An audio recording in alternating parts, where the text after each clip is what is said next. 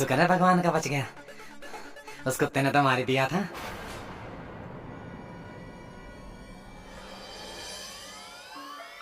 वो तो लाश लग रही है। Hello police.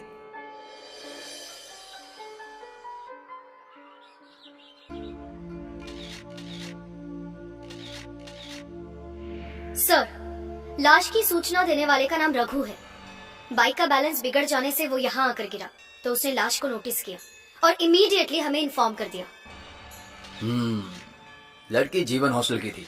मिस्ट्री इस कंकाल का इस लड़की से कोई रिश्ता है या नहीं, यही एक क्वेश्चन है। एनीवेज, तुम इनकी फोटोज लेकर इन्हें जल्दी से फॉरेंसिक लैब भेजो, उसके बाद देखते हैं कि जीवन हॉस्टल की क्या कहानी है।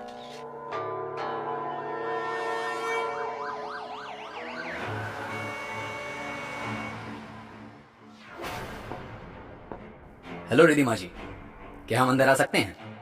आप कौन? जी, मैं इंस्पेक्टर अभिमन्यु और ये है मेरी असिस्टेंट कामिनी। यहाँ आने की वजह? अंदर आकर बात करें? Yes please. आप ऐसे गीले? बाहर तो बारिश भी नहीं हो रही है। जी नहीं, तो बस ऐसे ही एक लड़की ने मजाक में पानी डाल दिया, तो यू नो ना, जवान लड़कियां बहुत ही चंचल स्वभाव की होती हैं। इसे पहचानती हैं आप? नंदिनी? ये तो नंदिनी की फोटो है। क्या हुआ इसे? ये मर चुकी है। इसकी लाश यहीं पास के तालाब से मिली है। इसके बारे में आप कुछ जानते हैं तो बता दीजिए। सॉरी इंस्पेक्टर, ये यहाँ हॉस्टल में रहती है और LBS कॉलेज से MBA कर रही थी। बस इतना ही जानती हूँ इसके बारे में। आप इसके इंस्टीट्यूट से जाकर पूछ सकते हैं।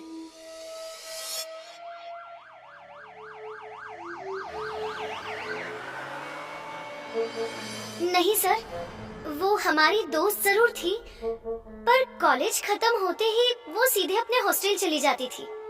इससे ज्यादा हम कुछ नहीं जानते। ठीक है, कुछ पता चले तो हमें इस नंबर पर इन्फॉर्म कर देना। चलिए सर।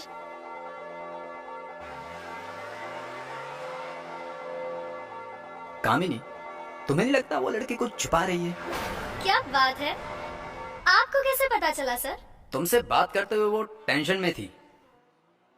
अरे वाह सर, मैं तो नोटिस ही नहीं कर पाई ये सब। आपने कैसे कर लिया सर? अपना तो ऐसे ही है। बाय द वे, उसकी CDR भी निकलवाओ।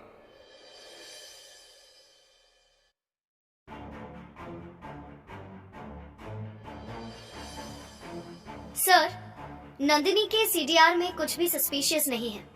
बस एक लड़के के कुछ फोन कॉल्स दूसरों से ज्यादा है।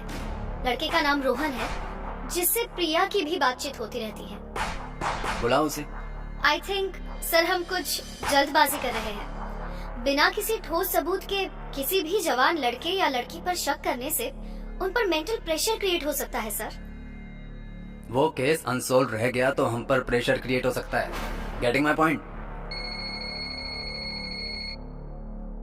हेलो, क्या एक और लाश?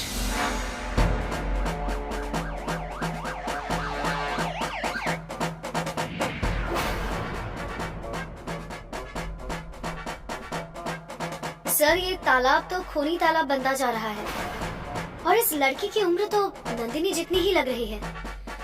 सर, कहीं ये भी जीवन हॉस्टल और LBS कॉलेज से तो नहीं है? हो सकता है। कहिए इंस्पेक्टर, अब क्यों बुलाया है? वो तो बता देंगे, पर आपके हाथ पर ये चोट कैसी? फ्रूट काटते समय चाकू लग गया था। क्या आप इसे पहचानती हैं? ये तो दिव्या है, प्रिया की रूममेट और क्लासमेट भी। प्रिया कौन है? सर, मैं हूँ प्रिया। लास्ट टाइम जब तुम्हें कॉलेज में मिले थे तब तुमने क्यों नहीं बताया कि तुम जीवन हॉस्टल में ही रहती हो? आपने पूछा नहीं तो मैंने बताया नहीं। अब पूछता हूँ, तुम्हारी दिव्या से किसी बात को लेकर झगड़ा या कोई उलझन या कोई दुश्मनी थी? सर, दुश्मनी का तो पता नहीं, लेकिन वो कल अपने बॉयफ्रेंड से मिलने गई थी। वो अच्छा लड़का नहीं है। वो कॉलेज की लड़कियों को फंसाकर उनसे पैसे ऐंठता है। आई थिंक उसी ने मारा होगा दिव्या को। तुम्हारी इस श्योरिटी की वजह? दिव्या से पहले नंदिनी उसकी गर्लफ्रेंड थी और उसने मुझे भी टारगेट किया था। रोहन नाम है ना उसका? जी sir. Address? Cross road, room number 5। Sir मैंने कुछ नहीं किया, ये तय करना हमारा काम है रोहन जी। आप ये बताइए कल रात कहाँ थे? दिव्या से मिलने गया था। उसे मारा क्यों? मैंने कहा ना सर, मैंने उसे नहीं मारा, मैं प्यार करता था।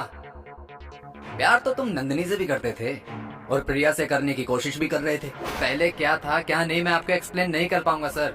बस इतना कहूंगा कि मैंने दिव्या को नहीं मारा, मैंने खुद उसे उसके हॉस्टल के बाहर छोड़ा था। मुझे लगता है दिव्या को वार्डन ने मारा है। वार्डन? उसे लड़कियों में इंटरेस्ट है सर। वो हॉस्टल की लड़कियों को अपनी हवस का शिकार बनाने का मौका ढूंढती रहती है। लड़कियों को फंसाने के लिए ही उसने अपने हॉस्टल का रेंट बाकियों से आधा रखा है। दिव्या उससे बहुत परेशान थी, लेकिन सस्ता होटल होने की वजह से कोई भी लड़की वहां से निकल नहीं पा रही थी। सर, आई थिंक रोहन सच बोल रहा है।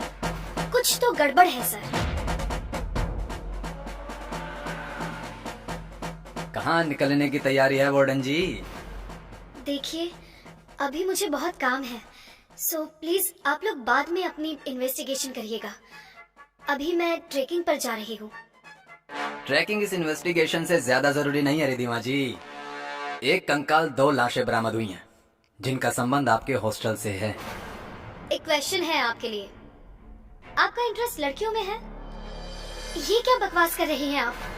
ठीक है, अगर आप कहती हैं कि ये बकवास है तो प्लीज, जब हम आपसे मिलने आए थे तब आप भीगे हुए थे और नेक्स्ट टाइम आपके हाथ में चोट लगी थी, उसका सच बताइए। वो हाथ फ्रूट काटते समय चाकू से कट गया था और ये मैं आपको पहले ही बता चुकी हूँ। और भीगने का भी सच मैंने बताया था कि एक लड़की ने मुझ पर पानी गिराया था। लड़की का नाम शालिनी। रिधिमा मैडम सच कह रही है सर, मैंने ही इन पर पानी फेंका था। ये मेरे करीब आने की कोशिश कर रही थी। आई एम सॉरी, मुझे माफ कर दो।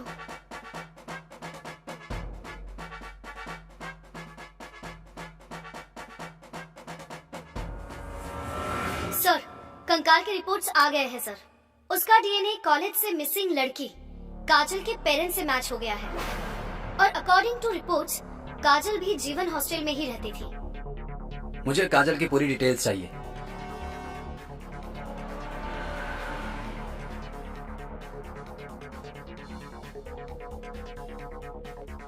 हाँ प्रिया, बोलो। सर, मैंने आपसे एक बात छुपाई थी।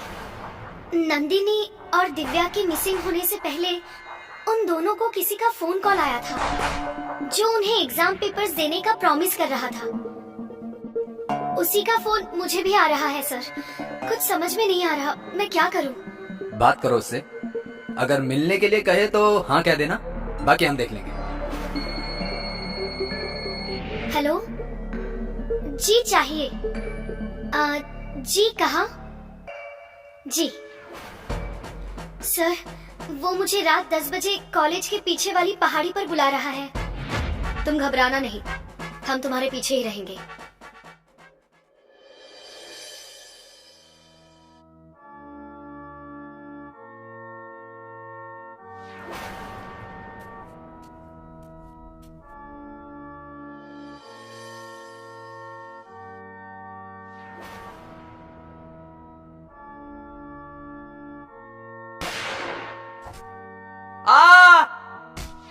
श्याम जी, ये तो हमारे कॉलेज के सिक्योरिटी गार्ड है। सिक्योरिटी के काम की आड़ में खूनी पहली बार देखा है। जो भी कहानी है सुना डाल। मैंने जिन्हें भी मारा है वो इंसान नहीं दरिंदे थे। उन्होंने मेरी फूल सी बच्ची काजल को मारा था। मुझे अच्छे से याद है वो दिन, काजल मुझसे फोन पर बात कर रही थी। तभी वहाँ नंदिनी, दिव्या और प्रिया ने काजल से फोन छीन कर साइड में रख दी, लेकिन फोन अभी कटा नहीं था। उसके बाद इसने और इसकी सहेलियों ने रैगिंग के नाम पर प्रिया के कपड़े तक उतरवा दिए और जब उसने पुलिस की धमकी दी तो तीनों हैवानों ने मिलकर उसे जान से मार डाला और लाश को कहीं छुपा दिया। अपनी बेटी के मौत का बदला लेने के लिए मैंने कॉलेज में गार्ड की जो पकड़ ली और एग्जाम पेपर्स के बहाने एक एक करके सबको मारने लगा। लेकिन मुझे क्या पता था उसके कातिलों को मैं जिस तालाब में फेंक रहा हूँ वही तालाब ने मेरी काजल को खुद में संभाला हुआ है। बाबा, आपने जो भी किया वो तरीका गलत है। आपको पुलिस में कंप्लेंट करके केस लड़ना चाहिए था।